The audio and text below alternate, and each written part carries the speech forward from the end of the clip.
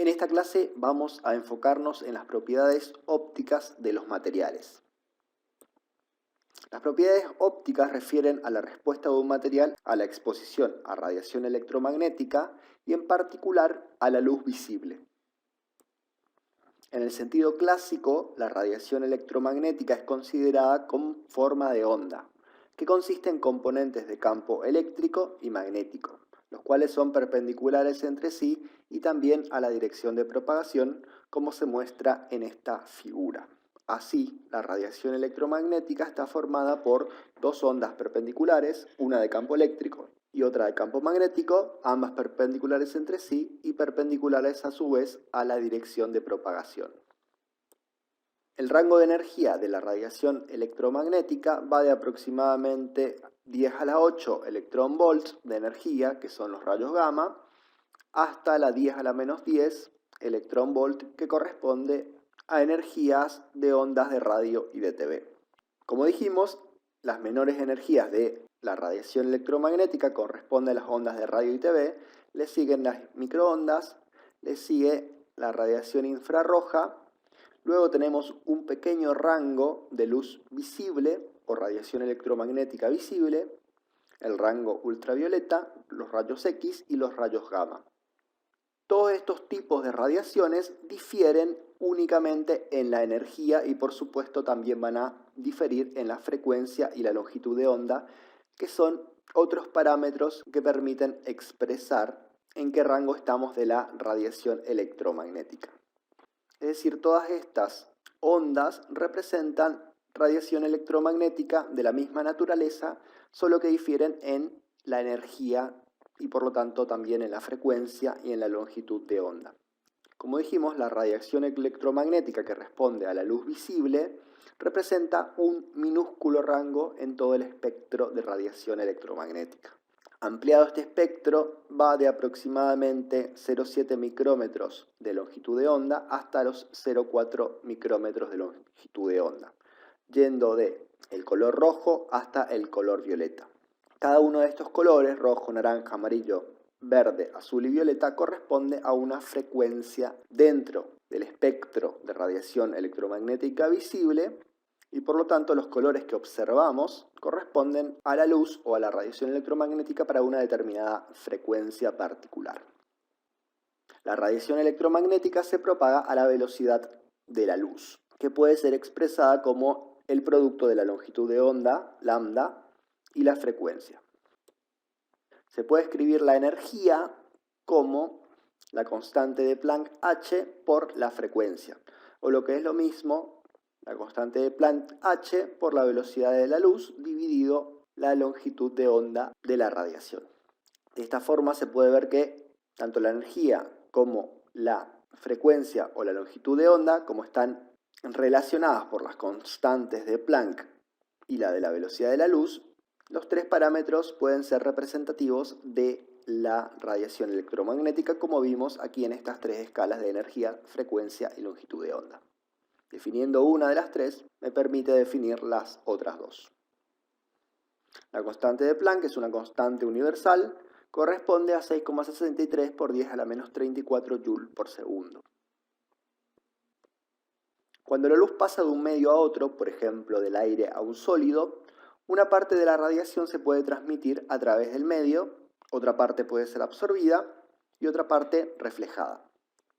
Esto lo podemos expresar como una igualdad en donde la intensidad incidente es igual a la intensidad que se transmite, más la que se absorbe, más la que se refleja en el medio. Los materiales transparentes son aquellos que transmiten la luz con poca absorción y reflejo, es decir, que este término de la transmisibilidad es más importante que los de absorción y reflexión. Los materiales translucientes corresponden a aquellos en que la luz es transmitida difusamente. La luz en el interior del medio es dispersada de tal manera que los objetos son distinguidos, pero de forma difusa. Y los materiales que son impermeables a la luz se denominan materiales opacos. Si dividimos ambos términos por la intensidad de la incidente y 0, nos queda que ese valor es igual a 1 y cada una de las fracciones IT sobre I0, IA sobre I0 e IR sobre I0 corresponden a una fracción de la intensidad incidente que es transmitida, absorbida y reflejada, y corresponden a los coeficientes de transmitancia, absorción y reflectividad de dicho material o medio. Veamos algunas propiedades ópticas de los metales. Gran parte de la radiación absorbida por los metales es reemitida desde la superficie como luz visible de la misma frecuencia, lo cual aparece como luz reflejada.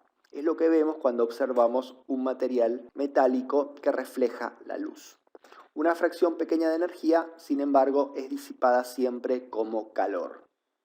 Aquí vemos la estructura de bandas de un metal, en donde tenemos la banda de valencia ocupada y luego estados vacíos que pueden ser ocupados por electrones.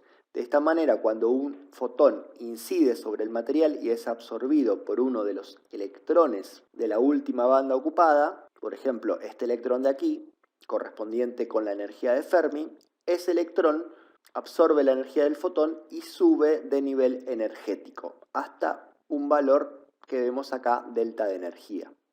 Un instante después, como este electrón se encuentra con una energía sobreexcitada, vuelve a su estado original correspondiente a la energía de Fermi y como consecuencia de esto vuelve a emitir la energía absorbida en un primer momento como luz visible, o sea, como una partícula de fotón. Este es el mecanismo por el cual los metales reflejan gran parte de la radiación incidente, como consecuencia de esta banda de energía que permite que los electrones absorban la energía de los fotones y luego la devuelvan como luz de la misma frecuencia. Los metales, como dijimos, son opacos y altamente reflexivos. El color percibido de cada metal está determinado por la distribución de longitud de onda reflejada y no absorbida por el material. Los metales plateados, por ejemplo el aluminio y la plata, reflejan casi todo el espectro de luz visible, por lo que el haz emitido es aproximadamente igual en términos de frecuencia que el haz reflejado. Por lo tanto, el material se ve con un color muy parecido al blanco, ya que la suma de todas las frecuencias de la radiación electromagnética visible da como resultado la luz denominada luz blanca, que es la luz que percibimos generalmente y que les corresponde a un color blanco. Por eso, la plata y el aluminio, al reflejar casi todo el espectro de luz visible con la misma intensidad, se ve un color muy parecido al blanco, que es el plateado. En cambio, los metales rojizos y amarillos, como el cobre y el oro, indican que parte de los fotones de longitud de onda corta no son remitidos por estos materiales, es decir, son disipados dentro del material. Aquí vemos algunos ejemplos de la reflectancia de algunos metales en función a la longitud de onda. El rango de luz visible va de los 400 a los 700 nanómetros. Este es el rango de luz visible. Y vemos que en ese rango, por ejemplo, el aluminio tiene un índice de reflectancia casi constante. Por lo tanto, va a reemitir en la misma intensidad los fotones de todas las frecuencias absorbidas. Para la plata, que es la curva roja, sucede algo parecido, de los 400 a los 700 nanómetros, que es el espectro de luz visible, tenemos casi constante el índice de reflectancia. En cambio, para el cobre y el oro, curvas verde y azul, vemos que para las longitudes de onda más cortas, la reflectancia es mucho menor, es decir, que estos fotones de longitud de onda más cortas y de más alta frecuencia son absorbidos dentro del material y no son reemitidos de vuelta como luz visible. Por lo tanto, esta reflectancia selectiva me da como consecuencia para esos dos materiales colores amarillo para el oro y rojizo para el cobre. Veamos ahora algunas propiedades de los materiales transparentes. Cuando la luz es transmitida hacia el interior de un material transparente, experimenta una disminución de su velocidad y como consecuencia se dobla en la interfaz. Este fenómeno se conoce como refracción. El índice de refracción es la relación entre la velocidad en el vacío y la velocidad en el medio, siempre hablando de la velocidad de la radiación electromagnética. El índice de refracción entonces se puede escribir como la relación entre la velocidad de la luz o la radiación electromagnética en el vacío, C, constante universal, dividido la velocidad de la radiación en el medio. Esto da como resultado el índice de refracción. La velocidad en el medio se puede escribir como una función entre parámetros eléctricos y magnéticos. Es 1 dividido la raíz cuadrada de la permitividad eléctrica por la permeabilidad magnética. La magnitud del índice de refracción depende de la longitud de onda de la luz. Este fenómeno se observa claramente en la separación de un haz de luz blanca en sus componentes de colores al atravesar un prisma.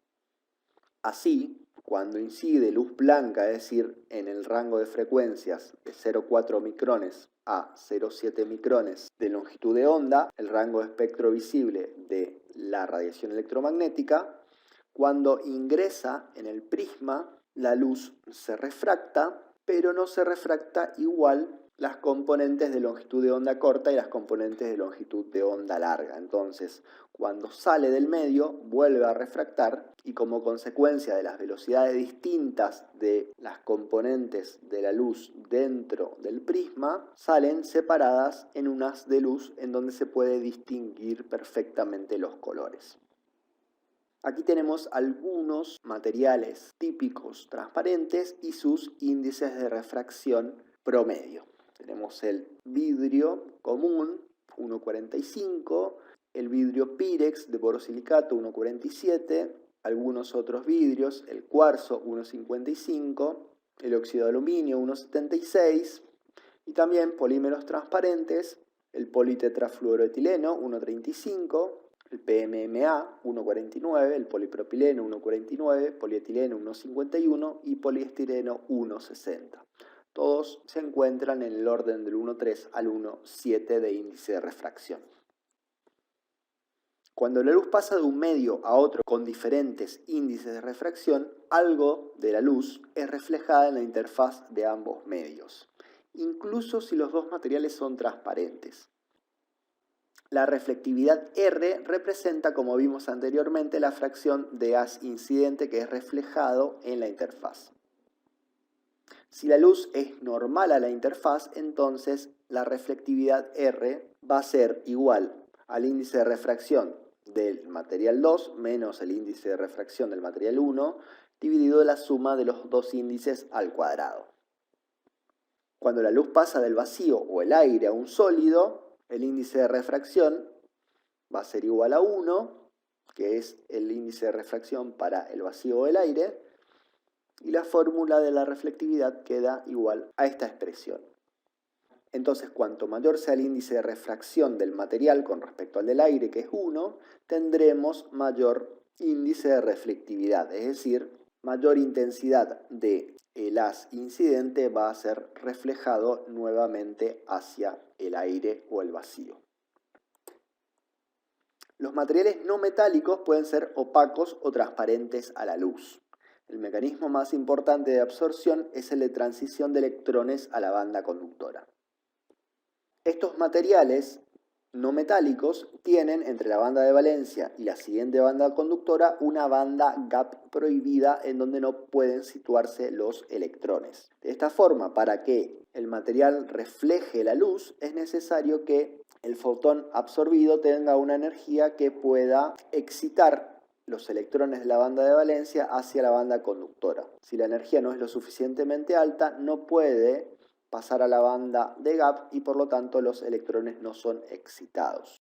Si los electrones entonces son excitados a la banda conductora, porque los fotones tienen la suficiente energía para excitarlos, luego cuando estos electrones regresan a la banda de valencia, vuelven a reemitir al medio fotones con la misma longitud de onda que las que fueron absorbidos.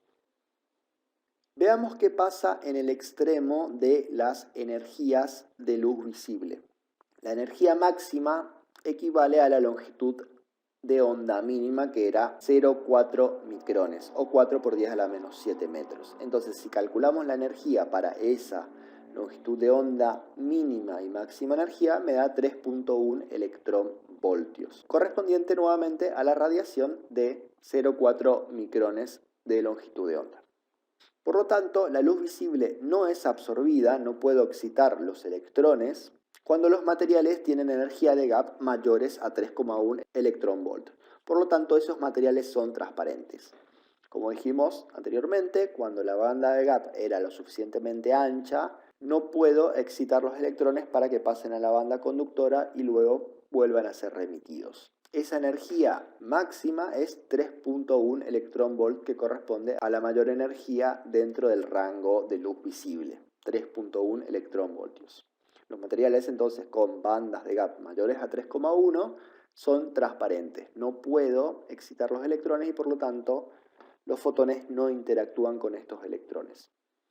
En el otro extremo, la longitud de onda máxima correspondiente a la energía mínima dentro del rango de radiación electromagnética visible corresponde a los 0,7 micrones, 7 por 10 a la menos 7 metros, que da un valor de 1,8 electronvoltios. Entonces los materiales con banda de gap menores absorben toda la luz visible. Es decir, todos los fotones que van desde los 0,4 a los 0,7 micrones pueden ser excitados a la banda conductora siguiente y luego son reemitidos o como luz reflejada o disipados en forma de calor. Por lo tanto, estos son opacos. El fenómeno de absorción, reflexión y transmisión puede ser aplicado al pasaje de luz a través de un sólido transparente. Así tenemos que para un haz incidente y cero, parte de ese haz es reflejado en la superficie. El valor del haz reflejado corresponde a la intensidad de haz incidente y sub cero por el índice de reflectividad. Y luego tenemos parte del haz que es transmitido y sub t, que corresponde a la intensidad incidente y sub cero por 1 menos el coeficiente r al cuadrado por e a las menos beta por L, donde L es la longitud del sólido y beta es un coeficiente de absorción que depende del material y de la longitud de onda del haz incidente. Entonces, para un determinado sólido, la intensidad de luz transmitida va a variar dependiendo de la frecuencia de la radiación. Hay materiales que van a transmitir más luz de una frecuencia y otros materiales que van a transmitir más luz de otra frecuencia. Por supuesto, esto va a traer como consecuencia las características de color de estos materiales transparentes. Por ejemplo, para el vidrio verde, la luz a 0,4 micrones se transmite en un 90%, se absorbe en un 5% y se refleja en otro 5%. Es decir, casi toda la luz es transmitida para longitudes de onda corta. En cambio, para longitudes de onda más grandes, por ejemplo 0,55, más o menos en la mitad del rango de luz visible, se transmite apenas en un 50%, se absorbe en un 48% y se refleja en un 2%. Como dijimos, los materiales transparentes aparecen coloreados debido a la absorción selectiva de rangos específicos de longitudes de onda de la luz visible. El color resultante es consecuencia de la combinación de longitudes de onda que son transmitidas. Si la absorción es uniforme para todas las longitudes de onda de luz visible, el material aparece transparente y sin color. Por ejemplo, los vidrios inorgánicos de alta pureza, los diamantes y zafiros monocristalinos de alta pureza. Aquí tenemos el índice de transmitancia de dos piedras preciosas distintas, el zafiro y el rubí. Fíjense que el zafiro, el índice de transmitancia es casi constante para todas las longitudes de onda y esto da como consecuencia un color transparente, casi plateado, tirando a un poco azulado, pero bastante incoloro. En cambio, el rubí tiene un índice de transmitancia que varía muchísimo en función de la longitud de onda o la frecuencia de la radiación. Se transmite muchísimo lo que es naranja y rojo y mucho menos lo que es amarillo y azul. Por lo tanto, esto da como consecuencia para el rubí de su característico color rojizo. Esto es como consecuencia de la absorción selectiva de estos rangos. Veamos ahora algunos ejemplos de ingeniería que utilizan los fenómenos ópticos para aplicaciones concretas. Veamos primero el fenómeno de fotoconductividad. La conductividad en los semiconductores depende de los electrones libres en la banda de conducción y el número de huecos en la banda de valencia. La energía térmica asociada a la estructura cristalina puede promover la excitación de electrones, en donde electrones libres y huecos pueden ser creados. Portadores de carga adicionales pueden ser creados mediante la transición de electrones inducida por fotones mediante la cual la luz es absorbida. Aquí tenemos la estructura de bandas de un material semiconductor en donde tenemos la banda de valencia, una banda gap y una banda conductora. Así es posible promover electrones desde la banda de valencia a la banda conductora para que puedan ser conducidos eléctricamente ante la aplicación de un campo eléctrico, y esto en los materiales fotoconductores puede ser logrado por la incidencia de la luz, es decir, estos electrones pueden absorber energía de los fotones, excitarse hasta la banda conductora, y este fenómeno se llama fotoconductividad. Se usa en paneles solares, en fotodetectores y en medidores de intensidad lumínica. Por supuesto, al aumentar los electrones que van a la banda conductora, aumenta la corriente eléctrica. Esto puede ser utilizado para detección de luz o medición de la intensidad lumínica. Otro uso interesante de las propiedades ópticas en los materiales para ingeniería son las fibras ópticas.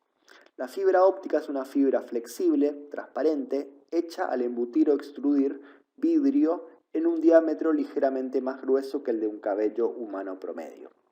Son utilizadas comúnmente como un medio para transmitir luz entre dos puntas de una fibra y tienen un amplio uso en las comunicaciones por fibra óptica, donde permiten la transmisión en distancias y en un ancho de banda, es decir, la velocidad de datos, mucho más grandes que los cables eléctricos. Hoy en día han reemplazado casi en su totalidad para transmitir datos a los cables convencionales eléctricos de cobre. Las fibras ópticas constan de un corazón o un núcleo de vidrio y un recubrimiento en donde el índice de refracción del recubrimiento es mucho menor que el índice de refracción del núcleo. Como dijimos, al haber una gran diferencia entre el índice de refracción de dos medios, en este caso el núcleo y el recubrimiento, eso hace que ante una señal de luz visible, toda la luz sea transmitida a lo largo de la fibra. Esto es como consecuencia de la alta refractividad que se genera a partir de la diferencia notable entre índices de refracción. Por eso, cuando tenemos parte del haz que incide sobre el recubrimiento, como hay una gran diferencia entre índices de refracción, casi la totalidad de la intensidad que ha incidido en la interfaz luego es reflejada nuevamente hacia el interior. Esto hace que se pueda transmitir datos a la velocidad de la luz y de una manera muy eficiente, con muy pocas pérdidas en grandes distancias.